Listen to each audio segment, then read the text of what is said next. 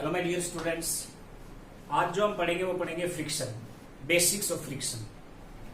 Friction के बारे में कि फ्रिक्शन आता कैसे है, फ्रिक्शन की टाइप्स क्या है, कैसे अप्लाइड फोर्स के साथ वेरी करेगा। तो this lecture is about the basics of friction. तो सबसे पहले हम देखेंगे फ्रिक्शन होता क्या है। फ्रिक्शन ये हमारे पास क्या है, friction it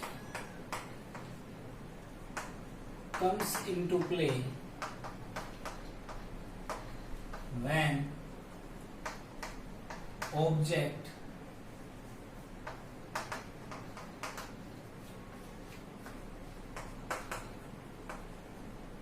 tends to move or move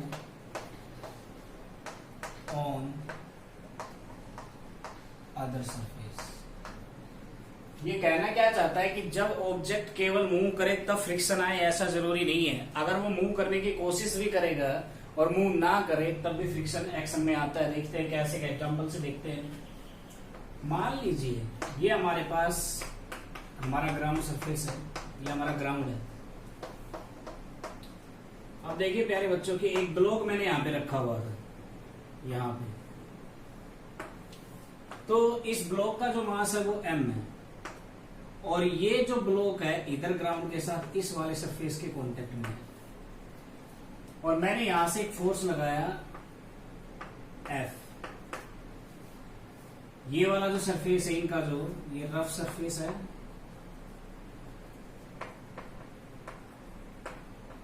rough surface. जैसे ही मैं इधर फोर्स लगाऊंगा ना, तो इधर जब हम देखेंगे इस वाले को, जब हम जूम करके देखेंगे इसको, जूम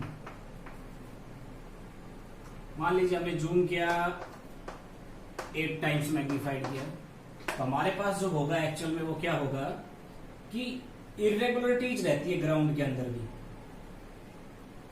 ये मान लीजिए ग्राउंड की इरेगुलरिटीज है। ऐसे ही जो ब्लॉक का जो सरफेस होता है नीचे वाला, वो एकदम स्मूथ नहीं होता है, उसके अंदर भी कुछ इरेगुलरिटीज होती है, वो ऐसे होती है। अब हमारे पास क्या होगा कि ये जो ग्राउंड और जो ब्लॉक की इरेगुलरिटीज है, जैसे ही हम फोर्स लगाएंगे ना, तो ये एक दूसरे के साथ इंटरलॉकिंग कर लेंगे ऐसे। ये मान लीजिए हमारी ब्लॉक की इरेगुलरिटीज है, ये ग्राउंड की इरेगुलरिटीज है। पहले ऐसे थी, जैसे हमने फोर्स लगाया ब्लॉक के ऊपर, तो ये ऐसे इंटरलॉकिंग हो जाएगी। इस इंटरलॉकिंग की वजह से फ्रिक्शन आएगा। इस इंटरलॉकिंग की वजह से क्या होता है, कोल्ड वेल्ड बनते हैं, और उन कोल्ड वेल्ड की वजह से ये जो रफ सरफेस है इसकी मोशन को अपोज करता है, और उस अपोजिशन की वजह से ये फ्रिक्शन फोर्स आता है। वो कितना अपोज करेगा, that is measured in terms of force of friction. तो ये हमारे पास फ्रिक्शन का कॉन्सेप्ट है। फ्रिक्शन आएगा कैसे, इंटरलॉकिंग की वजह से आएगा। कैसे आता है ये, इट कम्स ड्यू टू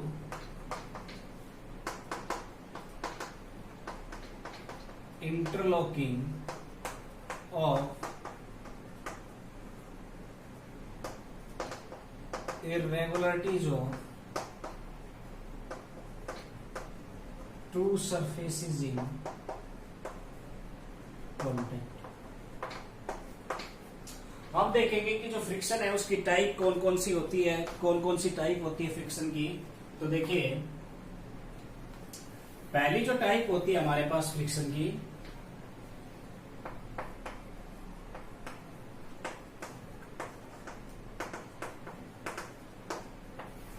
वो होती है स्टैटिक फ्रिक्शन।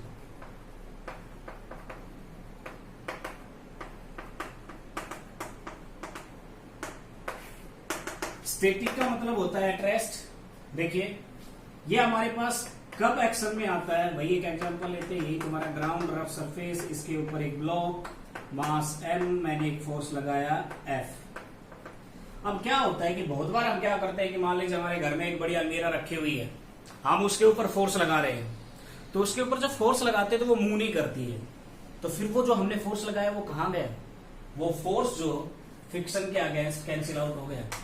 फ्रिक्शन ने उसका अपोज कर दिया, और उस अपोजिशन की वजह से नेट फोर्स हमारे पास 0, acceleration 0, change in velocity 0।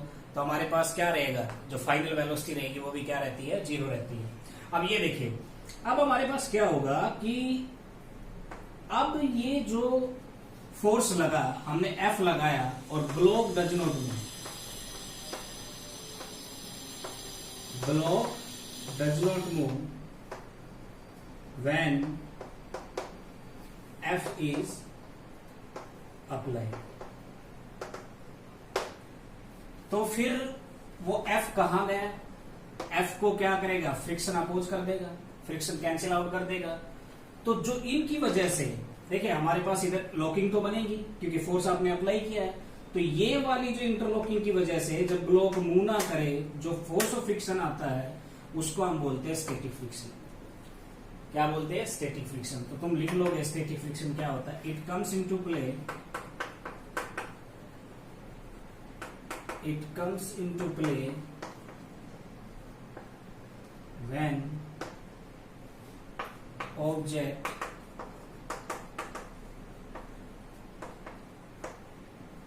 tends to move on surfacing contact। अब हमारे पास क्या होगा कि एक मान लीजिए जो अलमीरा है उसके ऊपर हम फोर्स लगा रहे हैं। देखिए ये मान लीजिए आपके घर की अलमीरा है, इसके ऊपर इधर एक बंदा है वो फोर्स लगा रहा है,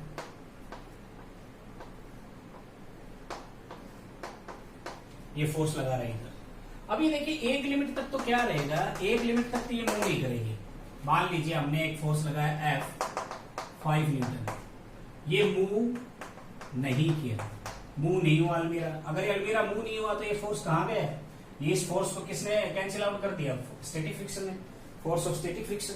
अब ये देखिए तो इसका मतलब जो हमारे पास जो स्टैटिक फ्रिक्शन की वैल्यू हो जाएगी वो कितनी हो जाएगी? 5 न्यूटन, क्योंकि इस फ्रिक्शन ने अपनी वैल्यू 5 न्यूटन के बराबर एडजस्ट करके इसको कैंसिल आउट कर दिया। तो इसका मतलब जो फोर्स ऑफ स्टैटिक फ्रिक्शन लगेगा वो कैसे लगेगा? इसके अपोजिट, ऐसे Fs। Fs का मतलब है force of static friction, Fs का मतलब है स्टैटिक फ्रिक्शन। अब यहां से देखिए, अब हमारे पास क्या होगा कि आपने और ज्यादा जोर लगाना स्टार्ट किया। एक टाइम आएगा जब एक लिमिट हो जाएगी, उस लिमिट तक ये स्टैटिक फ्रिक्शन क्या करेगा? अपने हाथ खड़े कर देगा कि अब मेरे से नहीं रुकने वाला। एक लिमिट होती है जब हम इधर से फोर्स की वैल्यू बढ़ाएंगे या इधर से जो फोर्स की वैल्यू बढ़ाएंगे ब्लॉक या अलमीरा के ऊपर, तो ये ब्लॉक और अलमीरा क्या करना स्टार्ट कर देगा? मूव करना स्टार्ट कर देगा। लेकिन आप उस सिचुएशन को सोचिए, just before moving the block, moving the अलमीरा, क्या होगा? जो maximum value of static friction होगी उसका नाम होगा लिमिटिंग फ्रिक्शन। तो यहां से एक पॉइंट बन गया, maximum value of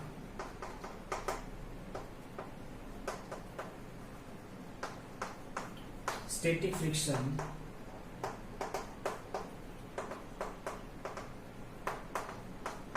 is called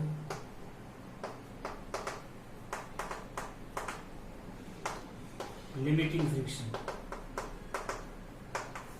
अच्छा, अब देखिए पहले हमने फोर्स लगाना स्टार्ट किया, मूव नहीं किया तो फ्रिक्शन आया, स्टैटिक फ्रिक्शन। जब हमने फोर्स को बढ़ाना स्टार्ट किया तो just before moving the object, जो फोर्स ऑफ फ्रिक्शन था वो था लिमिटिंग फ्रिक्शन।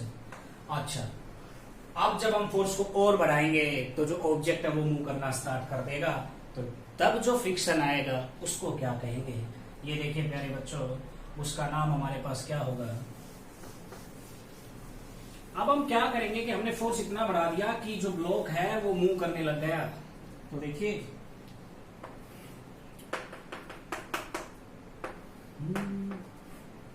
ये हमारा M, इधर फोर्स लगाया, फोर्स इतना हुआ कि ये इधर क्या हो गया? इसमें एक्सेलरेशन आ गया, एक्सेलरेटिंग होना स्टार्ट कर दिया। तो क्या करेगा? इंटरलॉकिंग की वजह से इधर फोर्स ऑफ फ्रिक्शन लगेगा, इसको हम बोलेंगे Fk। Fk हमारे पास क्या है? Kinetic friction. Kinetic friction, kinetic friction क्या होता है, कब आता है ये? It comes into play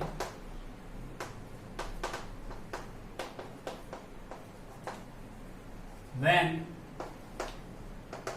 object starts moving on surface in contact। अब ध्यान से सुनिए, ये जो काइनेटिक फ्रिक्शन है तब आएगा जब ये ब्लॉक मूव करना स्टार्ट करेगा। अच्छा, अब ये मूव करेगा तो अगर आप इस ग्राउंड के ऊपर इस ब्लॉक के नीचे वाले किसी भी सरफेस को देखो तो आपको ये मूव करता हुआ दिखाई देगा। मतलब जो ब्लॉक का जो मोशन होगा विद रिस्पेक्ट टू ग्राउंड होगा। तो अगर रिलेटिव मोशन हो किन्हीं भी दो ऑब्जेक्ट्स के बीच में तो ये आएगा एक्शन में, काइनेटिक फ्रिक्शन एक्शन में आएगा फिर। तो इसका मतलब ये किसको अपोज करेगा? It opposes relative motion.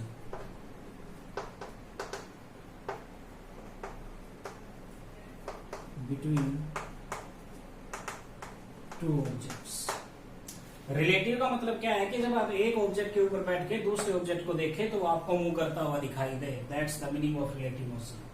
आप देखिए, अब जो काइनेटिक फ्रिक्शन होता है, काइनेटिक फ्रिक्शन भी हमारे पास दो तरह का होता है। देखिए, हमने सबसे पहले देखा स्टैटिक फ्रिक्शन। स्टैटिक फ्रिक्शन की जो मैक्सिमम वैल्यू थी वो थी हमारा लिमिटिंग फ्रिक्शन, और जब लिमिटिंग फ्रिक्शन के बाद ऑब्जेक्ट मूव करना स्टार्ट करेगा तो जो फ्रिक्शन बन जाएगा वो काइनेटिक फ्रिक्शन।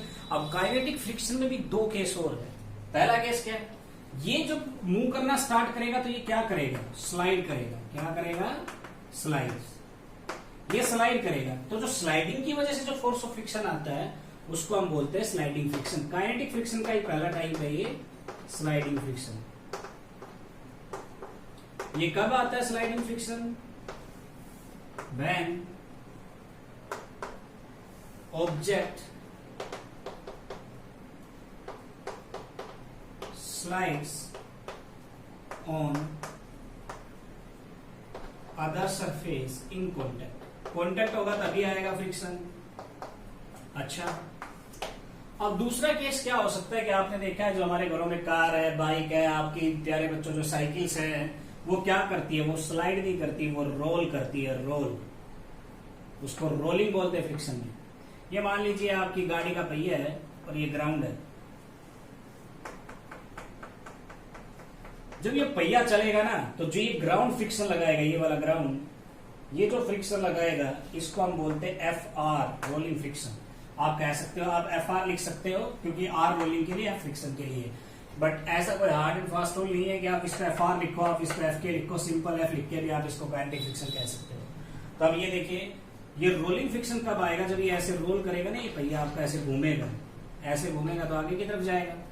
अब आगे की तरफ जाएगा, इधर इरेगुलरिटीज के अंदर इंटरलॉकिंग हो जाएगी, तो उसकी वजह से जो फ्रिक्शन आएगा उसको हम बोलेंगे रोलिंग फ्रिक्शन।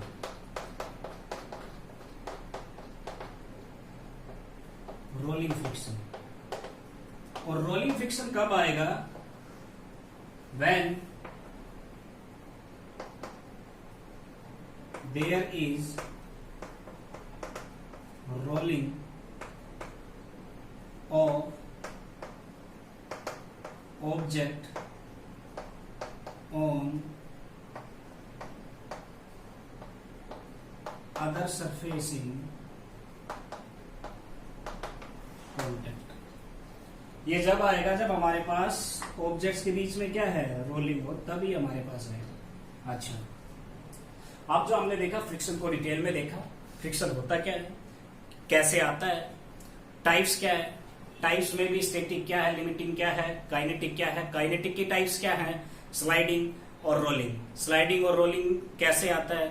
और एक बात और होती है, देखिए ये जो हमारे पास होता है, ये जो स्लाइडिंग फ्रिक्शन है ना, इसका एक नाम और है।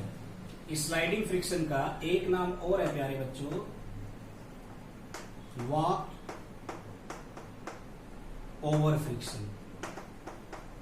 इसको वॉक ओवर फ्रिक्शन भी कहते हैं क्योंकि ये चलता नहीं इसके ऊपर। और ये क्या करते हैं? डिफरेंट डिफरेंट पार्ट्स टच में आते जाते, क्रॉस करते जाते हैं। तो रोलिंग फ्रिक्शन का एक नाम और है। रोलिंग फ्रिक्शन को जो हम कहेंगे, इस वाले रोलिंग फ्रिक्शन का, इसका एक नाम जो हमारे पास है वो बोलते हैं क्रॉस ओवर फ्रिक्शन। तो अगर आपको ऐसे लिख दे कहीं पे वॉक ओवर फ्रिक्शन और क्रॉस ओवर फ्रिक्शन, तो आपको घबराने की जरूरत नहीं है। अब हम देखेंगे कि जो ये फ्रिक्शन आता है इसका अप्लाइड फोर्स के साथ वेरिएशन कैसे होता है, देखते हैं।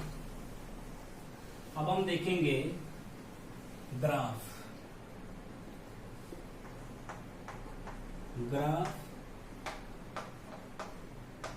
Between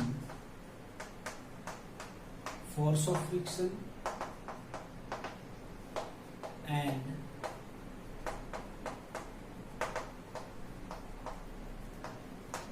applied force.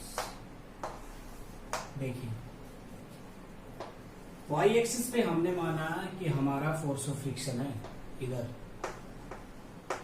इधर जो हमारा है फ्रिक्शनल फोर्स और फोर्स ऑफ फ्रिक्शन है, इधर जो है वो आपका अप्लाइड फोर्स है, जो फोर्स आप ब्लॉक पे लगा रहे थे ना वो है। अब देखिए अगर आपसे कहे कि जैसे जैसे हमने स्टार्टिंग में फोर्स लगाना स्टार्ट किया था, जैसे ही सबसे पहले हमने ब्लॉक को ग्राउंड के ऊपर रखा था, देखिए ये हमारा ब्लॉक है ये, और ये ग्राउंड के ऊपर रखा हुआ, मास m, ये फोर्स है। जैसे ही फोर्स F लगाने से पहले जस्ट ग्राउंड पे रखा था, कोई फोर्स ऑफ फ्रिक्शन नहीं था, जीरो था। अब जैसे जैसे हमने फोर्स को लीनियरली बढ़ाना स्टार्ट किया, वैसे वैसे फ्रिक्शन भी बढ़ता गया। फ्रिक्शन कहां तक बढ़ा? जहां तक ये ऑब्जेक्ट मूव नहीं किया, तो ऐसे फ्रिक्शन बढ़ता गया। और ये फ्रिक्शन बढ़ के यहां पे देखिए मैक्सिमम हो गया, तो ये लिमिटिंग हो गया। यहां से यहां तक जो फ्रिक्शन था वो था स्टैटिक फ्रिक्शन। कौन सा फ्रिक्शन था? स्टैटिक। अब ये मैक्सिमम हो गया, और मैक्सिमम जैसे ही हुआ, हम फोर्स बढ़ा रहे हैं, हम लेफ्ट साइड से फोर्स बढ़ा रहे हैं, तो एक टाइम आएगा जब ये ब्लॉक मूव करना स्टार्ट कर देगा, और जैसे ही ब्लॉक मूव करना स्टार्ट करेगा तो ये लिमिटिंग फ्रिक्शन जो है अपनी वैल्यू कम करके काइनेटिक फ्रिक्शन में चेंज हो जाएगा। तो ये जो हमारे पास है, ये देखिए यहां तक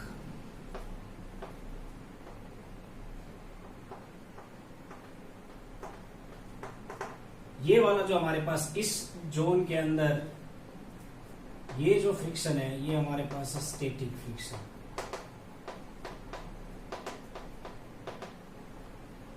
और यहां पे इस पॉइंट के ऊपर जो फ्रिक्शन की वैल्यू थी वो थी लिमिटिंग फ्रिक्शन। और ये जब लिमिट, जैसे ही ये वैल्यू कम करके इधर आया, तो ये वाला जो फ्रिक्शन फोर्स है, इसको हम बोलेंगे काइनेटिक फ्रिक्शन। यहां से यहां तक फ्रिक्शन ने जो है अपनी वैल्यू एडजस्ट करके ब्लॉक को रोके रखा। फिर क्या हुआ? एक मैक्सिमम लिमिट तक रोक सकता, उससे आगे कोई किसी को नहीं रोक सकता। तो क्या हुआ? बेचारा ये जो ग्राउंड है ये भी ब्लॉक को नहीं रोक पाया, और ये क्या हुआ कि ऑब्जेक्ट चलने लग गया, ब्लॉक चलने लग गया। तो इस स्टैटिक फ्रिक्शन की मैक्सिमम वैल्यू लिमिटिंग फ्रिक्शन होके जैसे ऑब्जेक्ट चलने लगा, काइनेटिक फ्रिक्शन में चेंज हो गया। तो अब ये देखिए, अगर हम आपसे बात करें तो ये जो स्टैटिक फ्रिक्शन होता है ये अपनी वैल्यू एडजस्ट कर लेता है। तो इसका मतलब स्टैटिक फ्रिक्शन इज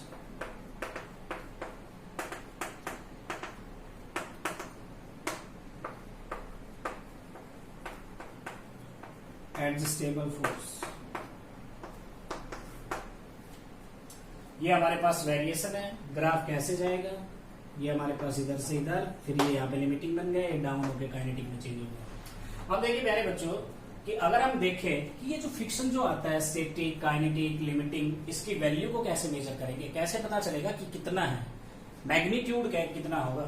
तो ये देखिए कैसे करेंगे। उसके लिए हमारे पास एक लॉ है, that is law of friction. Law of friction ये क्या कहता है कि अगर मान लीजिए ये आपका ग्राउंड है, इधर आपने ब्लॉक रखा हुआ है m, तो इस m का वेट होगा mg। mg की वजह से ये ब्लॉक ग्राउंड को दबाएगा, और इसकी वजह से जो ये सरफेस ऑफ कॉन्टेक्ट है, इसके नॉर्मल, ये ग्राउंड इसके ऊपर इस सरफेस के परपेंडिकुलर एक नॉर्मल रिएक्शन n लगाएगा। ये वाला रफ सरफेस है, तो जो फोर्स ऑफ फ्रिक्शन आएगा जब आप इधर फोर्स लगा रहे हो F, तो जो फोर्स ऑफ फ्रिक्शन आएगा वो हमारे पास ये जो F है ये डायरेक्टली प्रोपोर्शनल होता है नॉर्मल रिएक्शन के। कैसे? आप क्या करना है, आप ये देखिए, जब ऐसे करते हो, ये आपका एक हाथ, ये दूसरा, आप इसको ऐसे रखिए, आप दबाइए, और दबाने के बाद आप इसको चलाने की कोशिश कीजिए। धीरे चलेगा, बहुत मुश्किल हो जाएगा, और आराम से बिना इसको प्रेस किए आप चलाएंगे तो आसानी से चलेगा। तो इसका मतलब क्या है कि एक बात तो कंफर्म हो गई कि ये जो फोर्स ऑफ फ्रिक्शन है ये that is directly proportional to the pressure applied on the surface of contact, और जितना ज्यादा प्रेशर लगाएंगे नॉर्मल रिएक्शन उतना ही बढ़ता जाएगा। तो इसका मतलब जो फोर्स ऑफ फ्रिक्शन है ये डायरेक्टली प्रोपोर्शनल होगा नॉर्मल रिएक्शन के। अगर हम इस डायरेक्टली प्रोपोर्शनलिटी के साइन को हटाएंगे तो हमारे पास एक कांस्टेंट आएगा जिसको हम बोलेंगे म्यू। क्या बोलेंगे इसको? Mu, MU, mu. अब ये देखिए, ये जो हमारे पास म्यू आया इसको हम क्या कहेंगे? ये तो हमारा हो गया फोर्स ऑफ फ्रिक्शन, ये फ्रिक्शन, ये नॉर्मल रिएक्शन, तो ये म्यू क्या होगा? ये जो म्यू होता है that is coefficient of friction, ये हमारा कोफिशिएंट ऑफ फ्रिक्शन। अब ये देखिए, अगर ये हमारा F अगर स्टैटिक फ्रिक्शन होगा तो ये म्यू एस हो जाएगा, अगर ये हमारा काइनेटिक फ्रिक्शन होगा तो ये म्यू के हो जाएगा, दैट्स ऑल। और इसी की जो मैक्सिमम वैल्यू होगी Fs की वो हमारा लिमिटिंग हो जाएगा। तो इस म्यू एस को हम क्या बोलेंगे? म्यू एस को इस केस में हम बोलेंगे coefficient of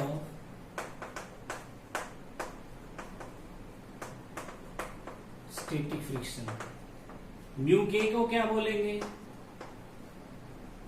coefficient of kinetic friction.